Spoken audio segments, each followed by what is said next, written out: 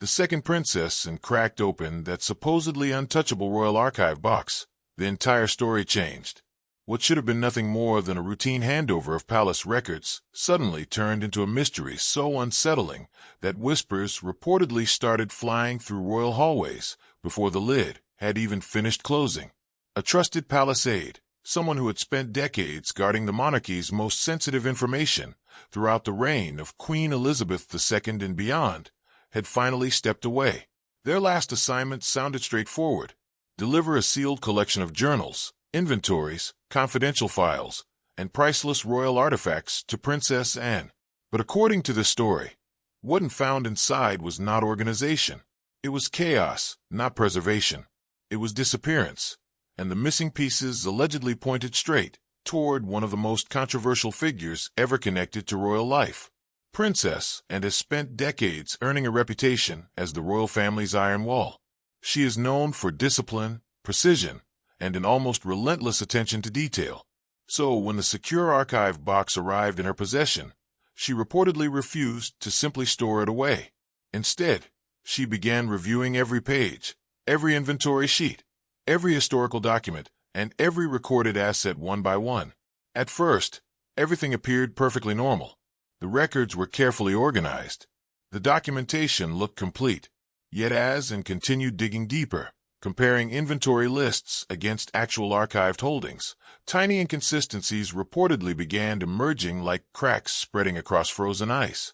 Then came the discovery that allegedly stopped her in her tracks.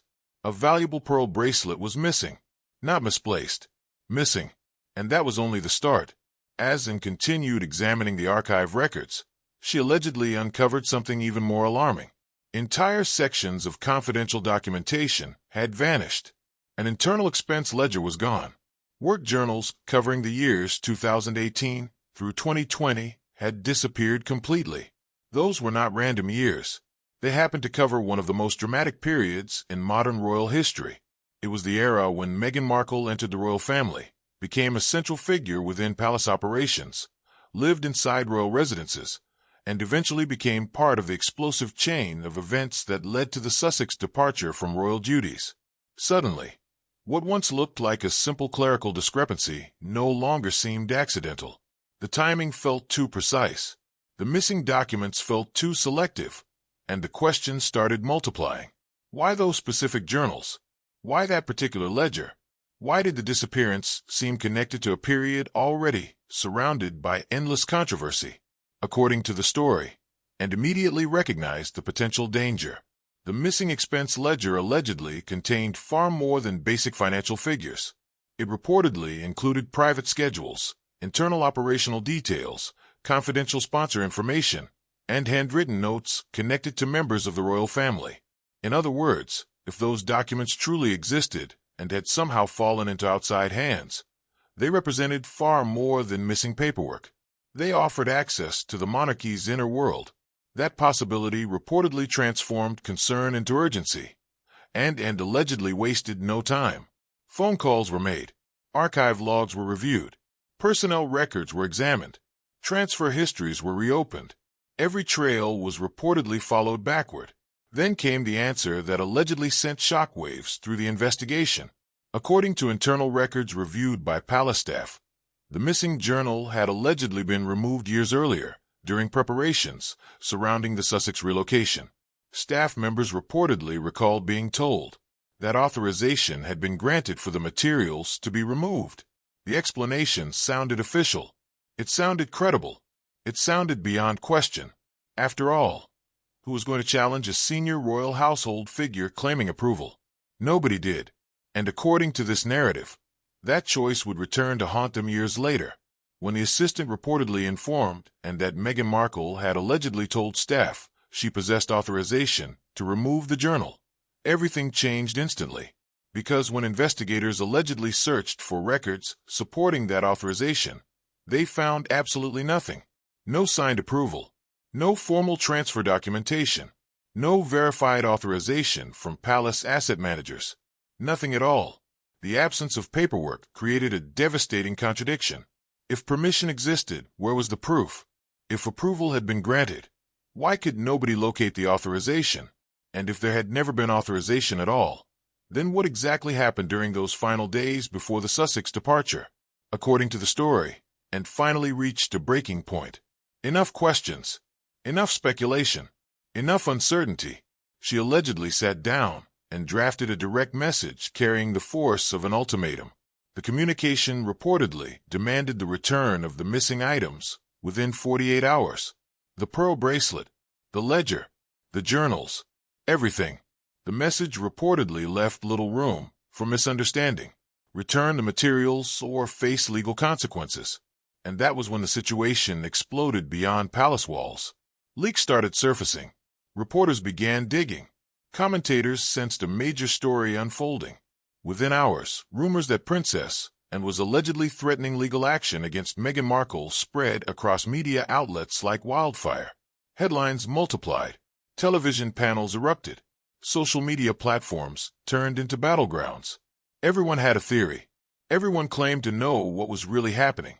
And perhaps most dangerously, everyone began connecting the missing journals to larger royal controversies. Online discussions grew increasingly intense. Some observers started wondering whether the missing records allegedly contained information tied to years of royal tension. Others speculated about links to private family disputes. Some even questioned whether confidential details from those years could have played a role in later public revelations that shocked the monarchy. Whether true or false, the speculation became louder with every passing hour. The missing notebook transformed from a forgotten archive item into the center of a royal firestorm. And while pressure mounted from every direction, another battle was reportedly beginning behind the scenes. Because according to this story, Meghan Markle was not preparing to surrender quietly. She was preparing to fight back. As the clock on Anne's alleged 48-hour ultimatum continued ticking down, a completely different strategy was reportedly taking shape across the Atlantic. A strategy built not around compromise, but around public opinion. A strategy designed to flip the entire narrative upside down. A strategy that would soon drag old grievances, shocking accusations, and explosive claims back into the spotlight. As pressure intensified and headlines multiplied by the hour, the story took an even more dramatic turn. According to this narrative, Meghan Markle was no longer focused on answering questions about the missing records. Instead, she allegedly chose an entirely different battlefield, the media. If Princess Anne was attempting to recover missing royal property, Meghan Markle was reportedly preparing to challenge something far more powerful, public perception itself. And once that battle began, the conflict stopped being about a bracelet, a ledger, or a collection of journals. It became a war over credibility, reputation, and who the public would ultimately choose to believe. According to the story, Meghan Markle allegedly launched a major public counteroffensive through interviews and carefully timed media appearances. Rather than presenting herself as someone under pressure, she reportedly attempted to position herself as the victim of a long-running campaign within the royal family. Suddenly, the narrative shifted. Accusations started flying in the opposite direction. Claims surfaced suggesting that Princess Anne had motives of her own. Allegations were reportedly made involving internal financial matters dating back years. The goal, according to critics following the controversy, appeared simple. If enough doubt could be cast over Anne's reputation, perhaps attention would shift away from the missing archive materials entirely. For a brief moment, it seemed the strategy might actually work. Media outlets raced to cover every new accusation. Commentators debated every claim. Supporters and critics clashed online. The story grew bigger, louder, and far more chaotic. But according to this version of events, Princess Anne never took the bait. She never fired back publicly. She never launched a media offensive. She never stepped into a televised battle of accusations. Instead, she reportedly focused on something far more dangerous than interviews: evidence. Behind palace walls, and allegedly instructed Royal Archive specialists and technology teams to conduct a full review of digital records connected to the missing materials. And what they supposedly uncovered changed everything. Long before the physical journals had allegedly vanished, the palace's document preservation system had reportedly created complete digital backups. Every page, every notation, every entry, every handwritten mark preserved within secure archive servers. Suddenly, the missing notebook was no longer truly missing. Its content still existed, and if those contents could be authenticated, then the truth, whatever it was, could no longer hide behind competing narratives. According to the story, once investigators examined the archive's digital copies, the results allegedly failed to support the accusations directed at Princess Anne. No evidence of financial misconduct appeared. No secret misuse of funds surfaced. No hidden scandal emerged from the records that were supposedly being protected. Instead, the digital archive reportedly painted a completely different picture, one that directly contradicted the allegations spreading across the media. That revelation triggered a dramatic shift in public discussion. Questions that had once targeted and suddenly started pointing elsewhere. People began asking why the accusations had been made, why the timing seemed so convenient, why the media campaign appeared immediately after the alleged ultimatum, why the missing materials had become such a sensitive issue in the first place. The narrative that had seemed unstoppable only days earlier began developing cracks. Then those cracks became fractures. Then the entire structure reportedly started falling apart. According to the story, social media users reacted with extraordinary intensity. Online forums erupted with debate. Comment sections filled with criticism. The backlash allegedly became so severe that the controversy evolved into a public relations nightmare. What had begun as an effort to challenge Princess Anne's credibility reportedly ended with renewed scrutiny, falling upon the Sussex camp instead.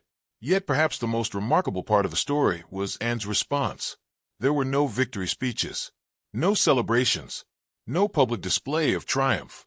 Instead, she allegedly maintained the same calm, disciplined posture she had demonstrated from the very beginning. Through official channels, a message reportedly emerged that was cold, firm, and impossible to misunderstand. Deception would not be tolerated. Defamation would not be tolerated. The unlawful possession of royal property would not be tolerated. And according to the story, any remaining willingness to compromise had finally reached its limit. The message carried a warning that nobody could miss. The royal family may move slowly, but when it comes to protecting its history, its records, and its reputation, it never forgets. And that is exactly what makes this entire saga so fascinating. Because beneath the allegations, the accusations, the media wars, and the endless speculation sits a larger question that continues haunting the story. Was this really a fight over missing archives? Was it a battle over power and influence? Or was it something even deeper?